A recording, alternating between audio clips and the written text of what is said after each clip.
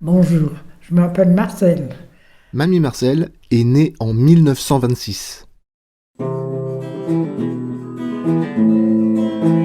En 97 ans, elle s'est déplacée d'abord en carriole, puis en voiture. Elle a payé sa baguette de pain en anciens francs, puis en francs, puis en euros. Au fur et à mesure, elle a vu apparaître dans sa maison un réfrigérateur, l'eau au robinet, une machine à laver, l'électricité. On était bien reçus dans les fermes. Depuis 97 ans, Mamie Marcel traverse les époques. Elle voyage dans le temps en temps réel. On avait peur des Allemands. Les jeunes par là, ils jouaient de l'accordéon, puis ça dansait, alors on en profitait toute la journée. J'étais jeune à ce moment-là quand même. C'est dans la campagne des Sorinières, une commune paisible près de Nantes, que Mamie Marcel m'accueille chaleureusement, accompagnée de Gilles, le fils de Mamie Marcel. T'aurais pu parler quand on allait au marché pendant la guerre aussi. Carole, sa petite fille. Donc Mamie Marcel, Bonjour Thibaut Marcel. et Thibaut. Et Jérémy, le compagnon de Carole. Ouais, donc vous êtes là, vous voulez finir la bouteille?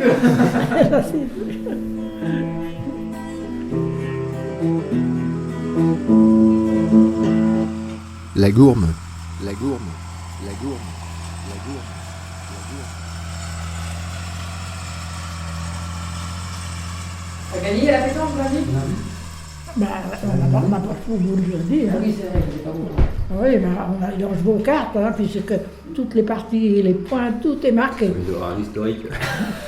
Tandis que nous, d'autre côté, au trio Minot, Vous marquez on pas? marque pas les points. Ça marche pas toujours en ce moment.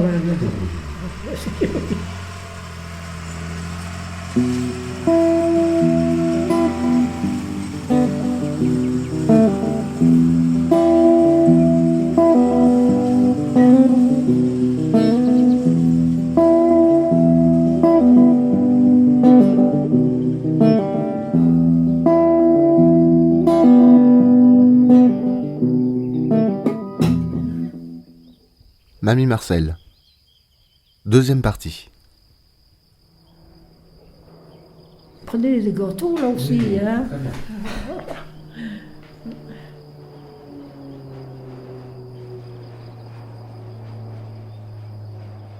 On avait été au marché, toutes les deux, ma soeur et moi, on allait avec une shortée de légumes.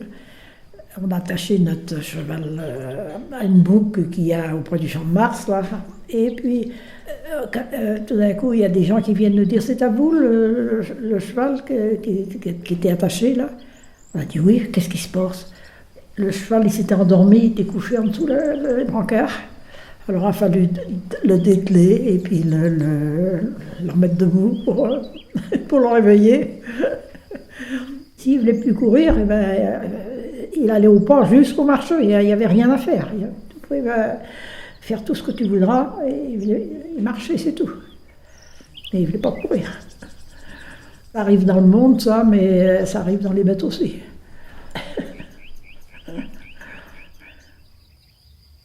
Moi, j'étais venue une fois justement au champ de foire, là, on était à planter des choux dans un champ un peu plus loin, et c'était tellement sec qu'il fallait arroser. Alors j'étais venue avec le cheval et puis le tonneau, un tonneau d'eau, un tonneau de 600 litres, même davantage, j'en sais rien. Et quand mon tonneau était plein, et ben, le monsieur, il ne voulait pas partir. Il restait là, j'avais beaucoup. Il y en avait un en face, il est venu avec un fouet, lui. Il l'a fouetté pendant 5 minutes sans arrêt. Ben, il ne bougeait pas. Puis tout d'un coup, et il m'a dit, monte sur le tonneau, et puis il y avait une planche devant le tonneau, alors je monte sur la planche, puis il dit, tiens, bon, les guides. Quand il a s'est démarré, c'était d'un seul coup qu'il a parti.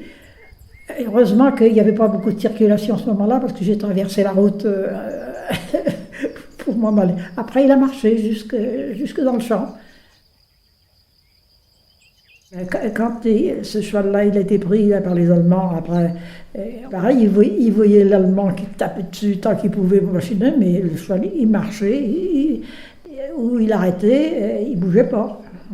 Et il s'appelait comment ce cheval? Mouton. Mouton. Mouton. Mouton, quelle idée. Ouais, oui.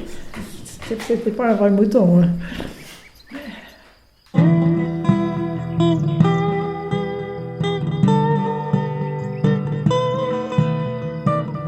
Et je me souviens des gens qui venaient nous voir. Quand ils sont arrivés, je m'en allais donner à manger aux cochons, moi, avec des seaux. Alors ils ont dit, oh, on va aller voir, on va y aller, nous aussi on va y aller. Alors, ils sont venus faire la soupe aux cochons.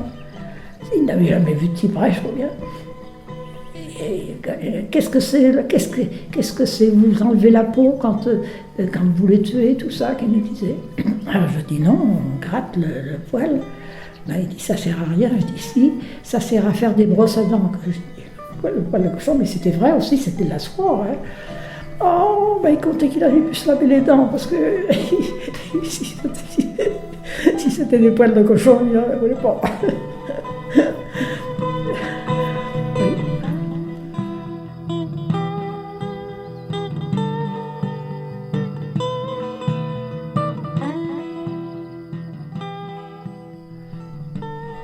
Une fois, maman revenait de la cave, parce que notre cave était dans le Bignon, et puis ça c'était à 2 km, presque 3 km de chez nous.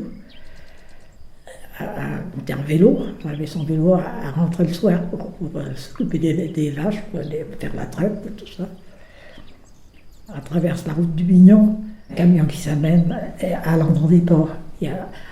Elle avait la tête ailleurs au moment qu'elle a traversé la route. Il n'y avait pas beaucoup de circulation, bien sûr, mais il y avait un camion d'une minoterie de la Planche.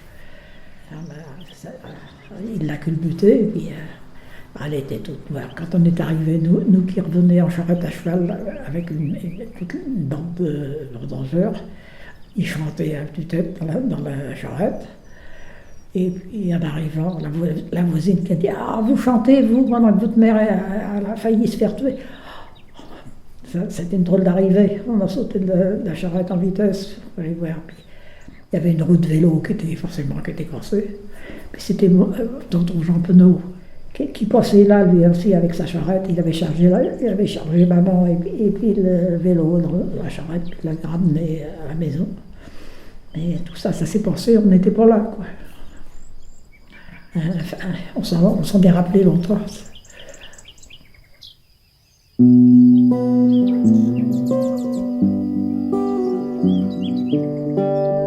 Le docteur nous a dit, heureusement, qu'elle n'avait rien de cassé, mais elle aurait pu être tuée là. Il n'y a pas que des événements rigolos.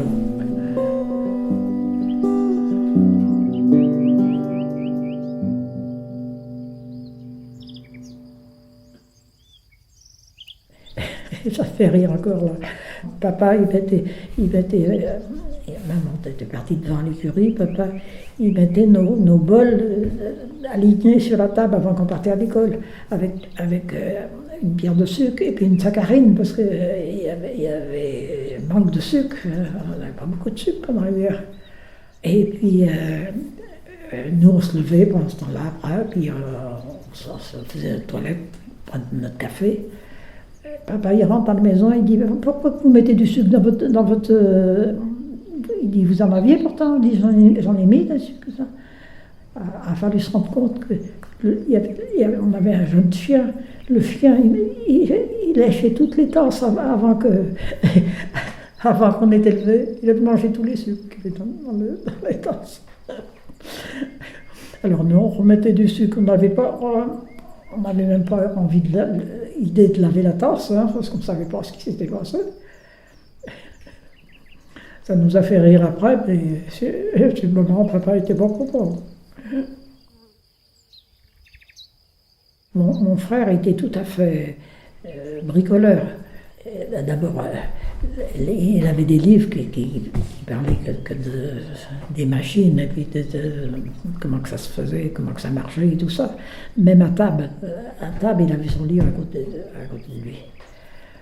Alors, il faisait tout, les soudures, aiguiser les socs, des charrues, monter avec des moteurs, monter sur du matériel pour le faire marcher, des pompes à vin, des trucs comme ça. Il faisait toutes ces mains. pas compliqué.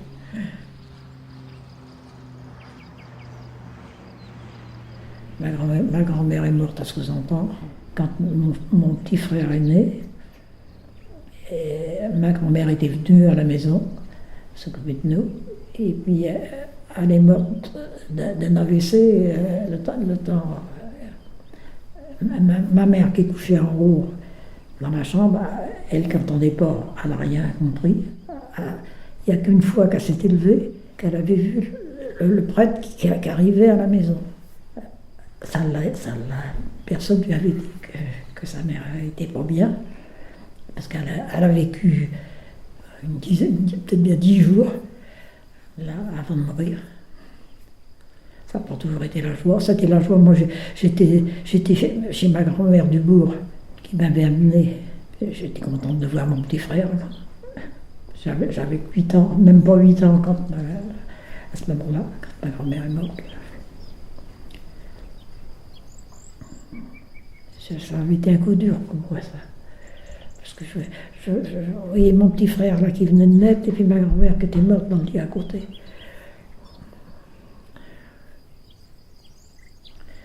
Ah oui, c'était les moments de la vie.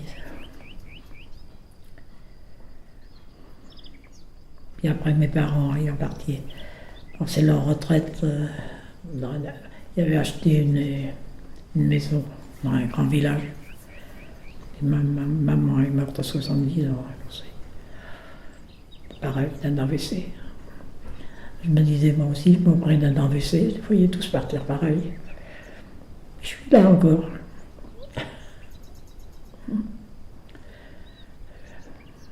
Même mon petit frère qui avait 8 ans de moins que moi, il est parti lui aussi.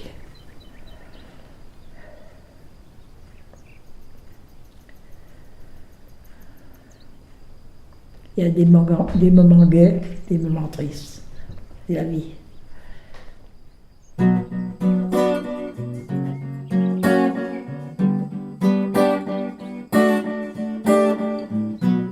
Quand on était jeunes, nos premières sorties, c'était au bord de la mer. On prenait le train, on allait jusqu'à Port-Rousseau avec le cheval et la charrette. Le cheval et la charrette, ils restaient là toute la journée. Mes parents, ils allaient à la pêche, puis nous, on allait patrouiller. À ce moment-là, j'avais peut-être, j'en sais rien, 5-6 ans peut-être. Oui. Après, mes parents, ils avaient acheté une camionnette, une voiture pour commencer, c'était une voiture d'occasion, mais une costaud, c'était la marque unique qui se faisait. C'était une marque de voiture, ça, unique. Et puis, elle a été transformée en camionnette après. Alors, on allait au bord de la mer en camionnette. C'était en 39, combien 38, 39, par là. Oui. Oui.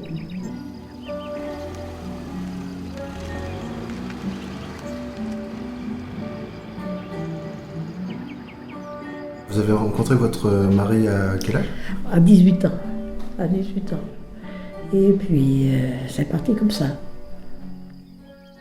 Il est parti au régiment, lui, après, dans les parachutistes, à Pau. Il revenait souvent. De toute façon, il était bien avec son capitaine, c'est lui qui faisait les comptes, et puis il distribuait le tabac, tout ça. Alors bon, il l'a appris à taper à la machine, et puis je recevais des correspondances, moi, à taper à la machine. Mon frère, quand il s'est marié, justement, c'est là qu'il était invité, Robert. C'est là qu'on s'est connus toujours bien. Quand on était 4 ans, on s'est connus 4 ans avant de se marier. On s'est marié en 49. Ça fait déjà 12 ans qu'il est mort, 13 ans bientôt. Il y a une sale maladie qu'il a dû attraper dans son métier. Il est mort du cancer de la parotide. Alors c'est les glandes salivaires.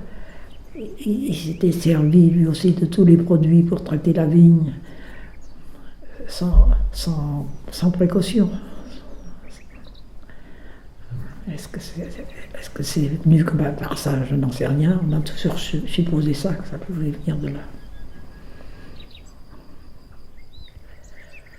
Je me souviens que c'était prévu qu'on partait le dimanche, qu'on partait en tandem. En tandem, on était 4 tandems à partir au Sable d'Olonne qu'on allait. Et puis on était couchés, tu vois, le samedi soir. Puis on devait partir de bonne heure le lendemain matin. On était tout juste couchés que ma sœur a dit, mais il y a le feu, il y a le feu. Le feu était dans le paillet, tout a brûlé, les hangars, ça commençait à brûler dans les écuries. Le tocsin avait sonné, les gens aux alentours, tout le monde est arrivé avec des seaux. On a pu freiner ça, avant que les pompiers arrivent, on a pu freiner, et la paille, tout avait brûlé. Heureusement que la récolte de blé avait parti la veille de tout le hangar, parce qu'il y avait tout le blé en sac. Alors, notre voyage a tout de suite été terminé. Personne n'est parti, bien sûr. Comment que ça s'est passé? On n'a jamais su. On n'a jamais su.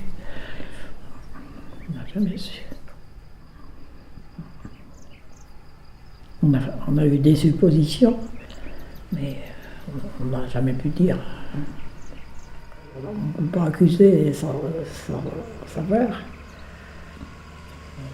Ça avait été un choc pour nous.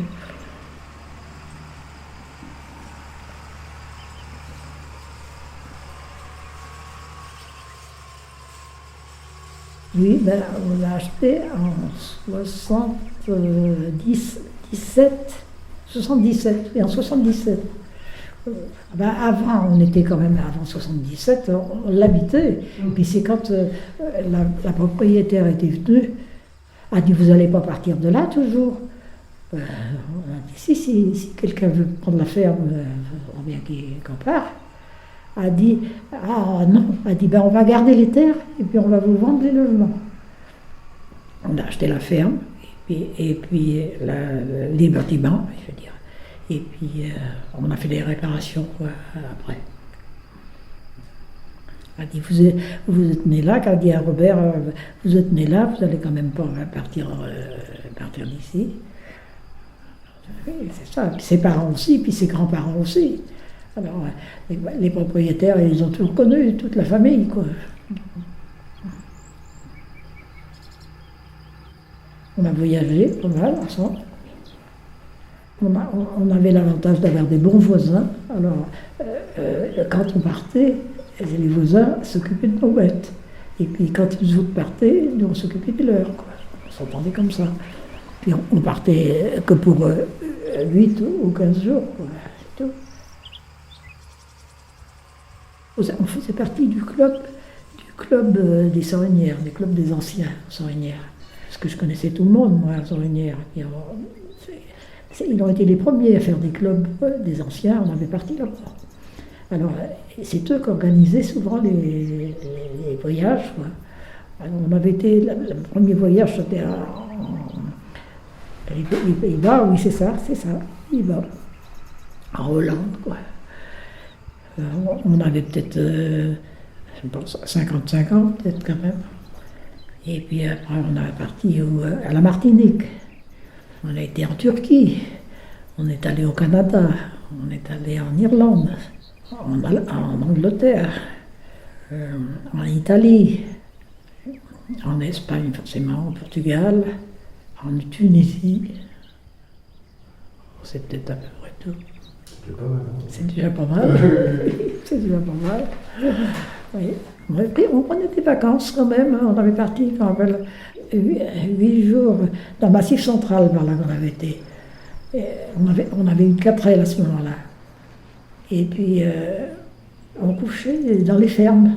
On avait une toile de tente, comme ça. Puis on installait notre toile de tente, souvent sous les hangars. Ils nous disaient, mettez-vous dans l'abri, sous les hangars. Ou dans les prés pas loin de la ferme. Là, on rigolait du bon coup. C'était on partait à 4, là, avec une sœur et puis un beau-frère. Les fermiers, ben, ils venaient nous voir dans les champs. Nous, on emportait du muscadet puisqu'on en récoltait. Et on les invitait de prendre un verre, puis on leur en laissait. Une fois, Urbain, le fermier, il était venu, un coup qu'il a eu fait son travail, il était venu boire un coup, muscadet, il n'a peut-être bu 3 verres, je ne sais rien. Toujours bien que, du coup de minuit, dès qu'il avait des veaux qui faisaient que broyer, il leur avait pas donné à boire. Puis il avait bu, mais pas les veaux.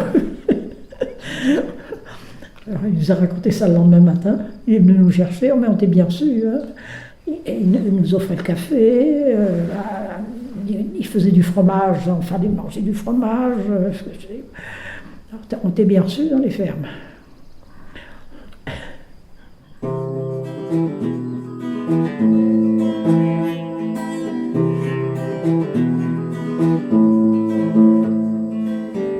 Est-ce que vous pouvez me raconter votre permis de conduire, s'il vous plaît? Ah, mon permis de conduire, oui. Oh là là, ça m'est vite fait, parce que j'ai commencé au début de la semaine, et puis à la fin de la semaine, j'ai passé mon permis.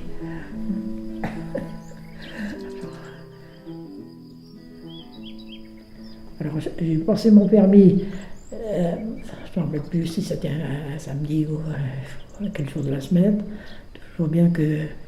Il me fait arrêter dans la rue. Mon moniteur qui était derrière moi, il me dit attention, il dit reculez ton verre vite, le temps qu'il est parti, il dit ça, on va chercher un paquet de cigarettes, il dit reculez ton verre vite parce qu'il dit vous allez être trop court avec la voiture qui est devant. J'ai calé mon moteur en tournant. Oh, je dis merde. J'ai dit merde. Alors, il m'a rien dit. J'ai reparti aussitôt. Puis, quand j'étais rendu au bout, il me donne mon permis. Aujourd'hui, je ne m'arrête pas. J'ai pas écrasé personne. Et le permis, là, le permis de conduire, c'était pareil pour tout le monde? Tout le monde le passait en une semaine ou... Ah non. Et pourquoi toi c'était en une semaine? Ben parce que j'avais tout su bien. Ah oui, bah voilà, c'est une bonne réponse. J'avais peut-être bien été 4 fois dans la semaine en leçon. Et en plus, tu as fait le code et la conduite en même temps. Quoi. Oui, dans la journée j'avais la conduite et puis le soir c'était le code. Ça c'était pas rien parce qu'il fallait faire 2 tours. Hein. Ben oui, il y en a pas beaucoup qui ont pensé comme ça. Oui, Ça, c'est sûr. Il y avait une femme qui était là pour la 7e fois, puis elle ne l'a pas eu encore. Voilà. Elle a dit si avec 2 mois, qu'elle dit c'est mes enfants qui m'obligent à le passer. Si avec 2 mois, il y a longtemps que j'aurais arrêté, qu'elle a dit. Alors, c'était peut-être moins exigeant que c'est aujourd'hui, à penser aussi. Hein.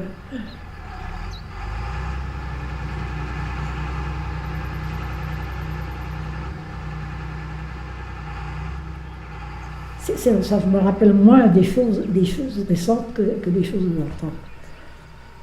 Il y a des trous de mémoire, c'est incroyable. Il y a des choses aujourd'hui qu'on m'a dit ou que je dis, je ne me rappelle pas le lendemain. Et les choses, c'est pareil, des choses que je mets dans des endroits, je ne me rappelle pas où je les ai mis. C'est peut-être pas tout le monde pareil, il y en a qui me disent « Ah, mais c'est tout le monde pareil, quand on arrive à cet âge-là ». J'ai pas eu beaucoup de gens, de personnes de cet âge-là pour me le dire.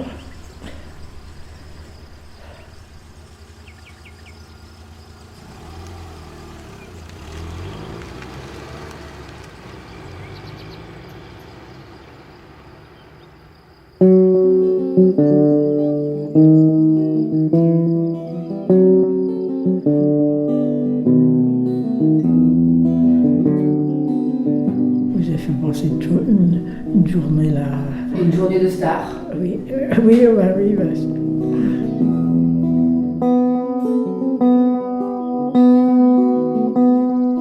y a des trous de mémoire, c'est incroyable. Et tu te rappelles de trucs qu'il y a eu qui ont lieu il y a 80 ans, mamie, hein? Ah oui, c'est sûr. Bah oui, quand même. C'est vrai.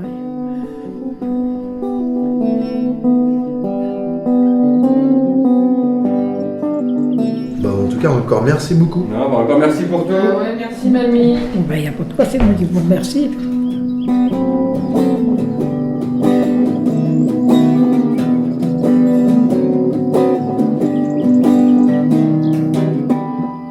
La Gourme, un podcast de Thibaut Martin, réalisé par Tranche de Vue. Musique, Pierre Brescia. Un grand merci à Carole, Jérémy, Gilles, Hélène et bien sûr, Mamie Marcel.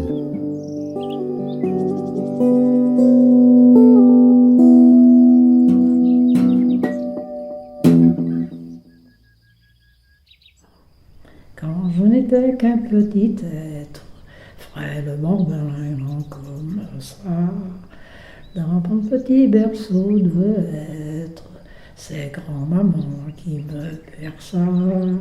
Bien souvent la soirée entière, elle chantait pour m'endormir. Ce sont les chansons de grand-mère qui chantent dans mon souvenir, mon souvenir. Bravo.